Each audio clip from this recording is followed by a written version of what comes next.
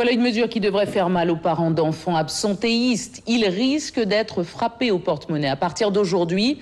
En effet, un élève ayant été absent plus de 4 demi-journées par mois sans justification recevra un avertissement.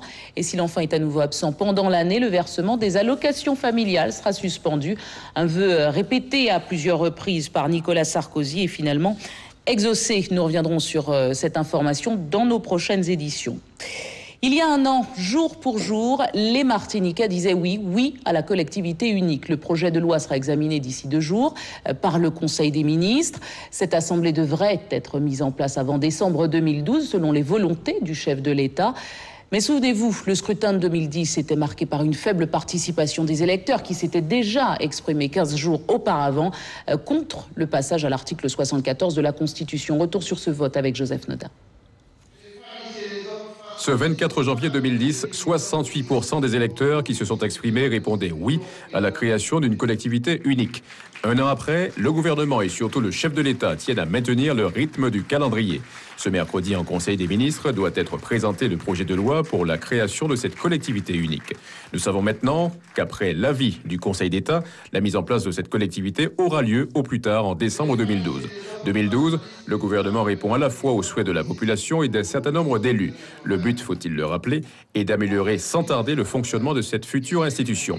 Rappelons qu'avant les débats parlementaires, le gouvernement propose une élection des élus à la proportionnelle dans les 4 sections législatives qui existent déjà. Une assemblée de 51 membres, le conseil exécutif de 9 membres en sera issu. Précisons enfin que les conseillers généraux qui seront élus pour la dernière élection cantonale de l'histoire les 20 et 27 mars prochains le seront pour moins de 2 ans.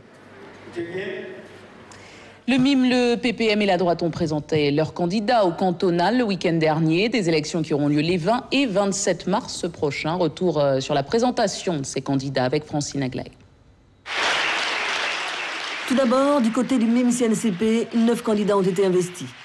Lucien Adnet, Rivière-Pilote, Marie-Line Lesdema, Fort-de-France-Trois, Alain Rapon, Trinité, Daniel Marie-Sainte, Lamentin, 2e canton, Lionel Desroses, Sainte-Marie 1, Marie-Hélène Léotin, François, 2e canton, Alex d'Orléans, Le Lorrain, Lise Nguela, Trois-Îlets, enfin Léon Bardery, Chelcher, 2e canton.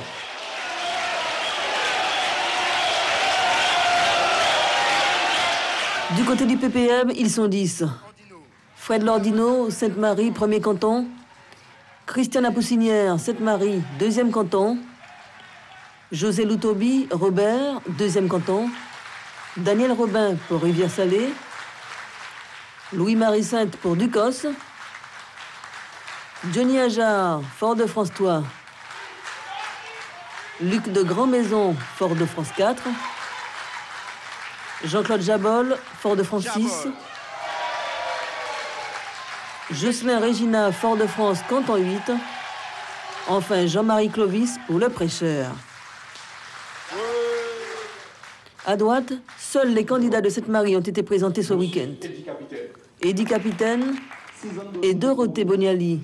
L'ensemble des formations de droite, FMP, UMP, MLP et PRM ont fait corps derrière ces 2 candidats avec un objectif, mener une campagne de proximité pour mieux convaincre.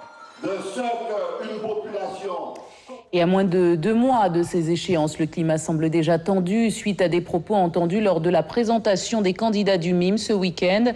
Le club presse s'insurge que l'on puisse qualifier de voyous des organes de presse tels Antilla, Tribune des Antilles, RLDM, APAL, Bondamanjac et les autres qui participent à l'expression démocratique de la société. Je cite, le club presse appelle les uns et les autres à la raison pour que la presse martiniquaise puisse exercer en toute indépendance son droit à la critique sans que l'on lui fasse un sort et s'élève contre toute tentative d'intimidation.